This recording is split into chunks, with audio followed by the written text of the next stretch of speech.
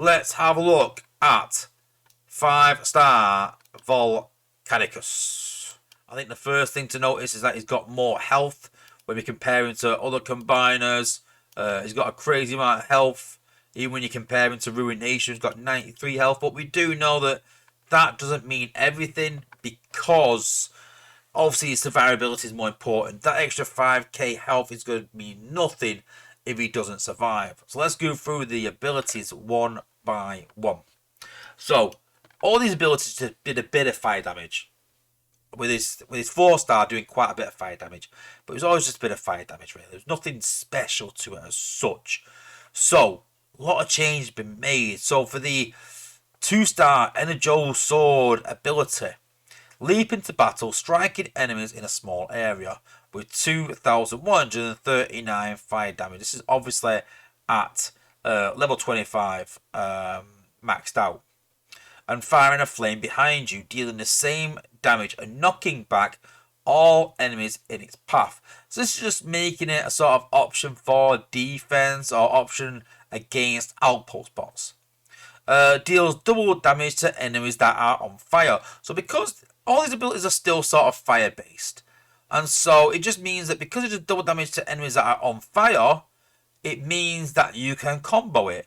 But it also means you can combo it with using bot abilities. So if you've got a fire damage that lasts quite an amount of time, using this just means it does double damage. So it's a good combo opportunity. So pretty simple 2-star jumping damage ability with a combo aspect to it. Then we've got the 3-star ability, Fire and Brimstone. So for 4 seconds, set a wide area on fire that spreads to adjacent buildings. So you can see already that because it's fire, you can combo the 2-star and the 3-star ability. Enemies on fire are dealt 449 fire damage per second for 8 seconds. So let's call it 500. It's about 4k damage. And 6 times that to outpost bots and combiners. So when you do 4k times 6, it's like 25k damage to bots and combiners. And we talk about how much HP all these outpost bots have in these combiners. Well, maybe this is a good option to try and reduce that HP down by hitting them with this ability. And the 4-star ability, very interesting, this one. Bombard an area with meteors, dealing 556 damage over 12 seconds. So that's very similar to what it was. But now, standing within your raining meteors grants you 80% damage reduction. So very similar to how it was before, but we talked about him having some sort of mechanism to reduce his damage, and it's quite interesting. Rather than just giving him damage reduction, what they've done is that they're saying, right, okay, you only get the damage reduction though if you jump into where you've left the extinction. Pros and cons for that, which we'll talk about shortly. Then the 5-star ability, we've got Empowered Megatronus. I think we all sort of saw this coming. We talked about it the other week when we were doing our sort of first look at what's going to come. And yes, Megatronus for Volcanicus sort of makes sense. Done it? For 20 seconds, surround yourself with an empowered Megatronus that grants you 50% attack speed, which does more damage or quicker, 50% bonus health, so like Jazz, it just boosts his health right up, and dealing 418 fire damage over 8 seconds. Upon death, a level 20 Megatronus will be applied to your bots for 15 seconds. Very, very cool ability. So let's just talk a bit about each one and some pros and cons, and go and see it in battle as well. So in terms of the 2-star, I don't think nothing crazy has been changed about this. Yeah, it jumps in, it knocks back. It's alright. I wouldn't say like it's crazy. I'm not looking at going, oh wow, but it is a 2-star ability, so let's be realistic, it's not going to be the best, but he has got this sort of jump into battle doing damage, which most combiners sort of have. Double damage to enemies on fire, which means they do about 4k damage. So again, nothing crazy on its own. 4k damage to enemies on fire, 2k without. So for 4 seconds, set an area on fire. I think the only thing a bit confusing about this is that it says for 4 seconds, set an area on fire, but then enemies on fire do fire damage for 8 seconds. I would just like that sort of clarifying a bit. If it's after the fire ends, does it carry on for 8 seconds? Or is it in tandem? If it's in tandem, let's just set them both for 8 seconds. I think makes sense. So it's set fire for 8 seconds, and then it would just literally be enemies on fire dealt 449 fire damage per second. You can remove the 8 seconds at the end. I think it just simplifies it. The extinction one for the meteors, I think is a brilliant idea. Again, it just means that you've got to really think about it. I think that the positive of it is that if you're trying to kill an area, putting this down and jumping in means you can clear that area. If you're trying to clear 2 different areas and you're going to put the meteor down one place and you're going to jump him in another place, it means you lose the damage reduction. So it's got its pros and cons. And the 5-star ability, I think is absolutely amazing. The attack speed, the bonus health, the damage, the megatronus, amazing. Can't fault that at all. Volcanicus transforms, nothing new there really. I think they have sort of sped up the transformation a bit. Or maybe not sped it up, but it's a bit smoother, I think. Just, I don't know. Just seems a bit smoother to me. So, let's just try and take out some areas. So, we're going to put this down there. And let's jump him over to this other side up here. Do some damage up there. And do some damage over there. You can see that extra health has come in. His health's actually regenerating again. And let's do the megatronus in an area. And there we go, he goes down. And you currently, the megatronus effect doesn't quite, I'm not too sure if it's bugged. I don't think that is the megatronus effect. Yeah, it looks like it was. But I just think that visually that needs to change a bit. It doesn't look like megatronus, it looks like something else. So no doubt that will get fixed. But that's the megatronus effect. So you can see there, if you judge it on that, you know, it's cleared a couple of defenses. Nothing different than what it did before. It's nothing to shout about, really. But I think that what we need to do is, we really need to take advantage of that 80% damage reduction on his 4-star abilities. Let's take advantage of that. So we're going to use the 4-star ability, the meteors, on the shield gen. And let's see how much damage he does against that shield gen cluster by doing the extra damage on fire, the meteors, the damage reduction, all this fire sort of doubling up on each other. Let's see how he goes with that.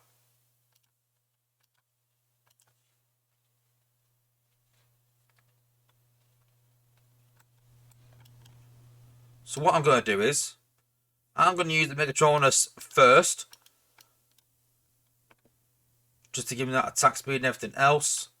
I'm going to use the meteor on this shield gen sort of section. Then I'm going to jump him in to the shield gen. No, I ain't, because he ain't reaching. Then I'm going to use the ability to give him that extra health as well.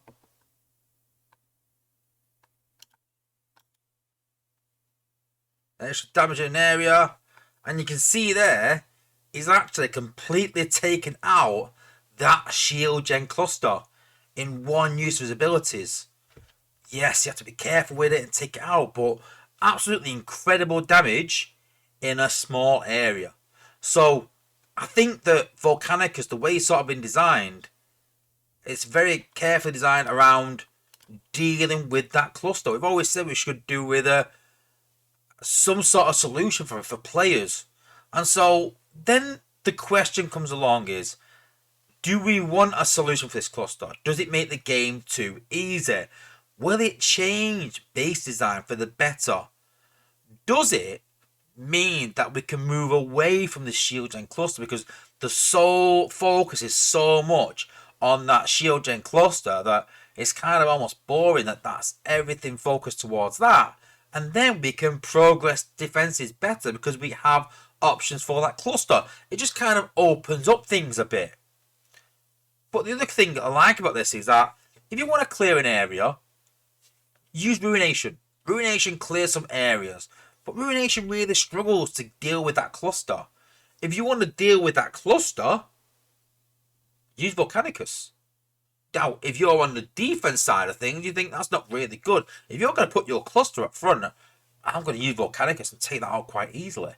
If you want to make it harder for me, put that cluster at the back of the base, even behind the HQ, makes it a bit more difficult then, because I've got to then go through the base first and get Volcanicus in range. Because as we saw, his range is not crazy, amazing, ridiculously good. And I think for where the game is right now, I think Volcanicus is, I'm going to say this, perfectly balanced. I think he's absolutely amazing where we are right now. But we talked about this could be an answer for the Shield Gen cluster to really help it and kill the cluster, and we can evolve the game. My worry is that if we created a bot to deal with that cluster and that cluster evolves, whether it's HQ19, increasing the shield gen, increasing the HP of buildings, that's going to make Volcanicus irrelevant because he's very niche at dealing with that cluster. If that cluster then no longer becomes a thing, then Volcanicus no longer becomes essential. So I think that the way he is right now, he's essential for the game if you want a good combiner dealing with that cluster. But come HQ19, are we going to be looking at Volcanicus like we do already now and go, it's old content, it's going to be irrelevant?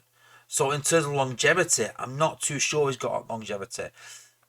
These stats are already in test and being changed as we speak. Things are going to be increased, decreased, changed. My personal opinion is that he deals that cluster really well, but anything other than that, he struggles. So I think there needs to be something else. The cluster bit is brilliant, the comboing is brilliant, but he needs to deal with the rest of the base. And then I think if we can get that balance so he does not quite what Ruination does, but sort of similar clearing an area, I think we're on to a winner. But something we have to consider in all this, that yeah, he deals that cluster perfectly, but we haven't used any fireproof dome cores, which obviously reduces that damage right down. So if we put a fire core into the mix, let's see how Volcanicus actually does now with a anti-fire core. Put Volcanicus down, same again.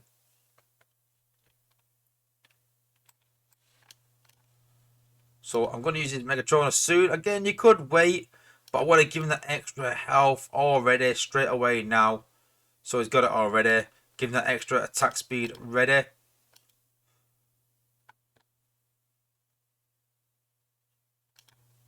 Then I'm going to jump him in. Same again, so this time I actually hit the cluster unlike last time. Then I'm going to use his fire damage in the area, keep him alive. Then I'm going to use him on the shield gen again, take it out. And you can see there, huge difference just because of that fire core. And at the minute, the fire cores are so prevalent in the game that it's going to absolutely kill Volcanicus unless we take them out first. And I just think that right now, he's perfectly balanced without fire cores. I don't see why we can't push him a bit more and say, okay, he's going to deal with that cluster quite easily without fire cores. But with fire cores, it's going to be really difficult. And I think it's just a bit more balancing to do. I think there's just giving a couple of the abilities, the large AoE abilities, maybe in the meteor, giving it a larger radius and giving it more damage, might actually just make it a bit more beneficial to him clearing an area. And I think that giving an extra damage that it can combo means the shield gen goes down a bit quicker and it forces people to use fire cores. Now you could say, yeah, but everyone's using fire cores already, Wozza. Right, that's fine. But you know what? We'll have other combiners down the line that will come out hopefully as powerful. And you can go, oh my god, Defensor, you need an anti-electric core for Defensor. Let's use anti-electric cores. And it leaves it open for Volcanicus. And all of a sudden, we sort of create an environment where, depending on what base setup and what cores people have, people need to choose a combiner. And I've always said, that's always my dream, where you need every bit of content. So you can go for this base, I need this bots. For this base, I need this combiner. For this base, I need this attack strategy. I just think that really emphasized it. If you look at all the combiners and balance them around, if you have these build bots, it's going to be really difficult. If you don't have these build bots for this combiner, it's going to be quite easy. And it just makes people want to chase that content as well, because yes, alright, we could all say, yeah, it's not fair that we've got to go and chase all the bots for these combiners, but it increases the longevity of the game. If you need to go and get all the bots for the combiners, people are going to go and spend, people are going to go and chase it, and you know what? I'm all for people chasing content. If it's good content, I'm going to give them an advantage. But super happy with the changes for Volcanicus at the minute. Very good changes. It makes me happy that I went and pulled Grimlock and chased Grimlock and got Volcanicus and got all the 5-star bots. I'm super pleased I did that. And it makes me confident as well for the future combiners that they're going to be balanced similar and going to be a very good combiner and something people are going to want to chase.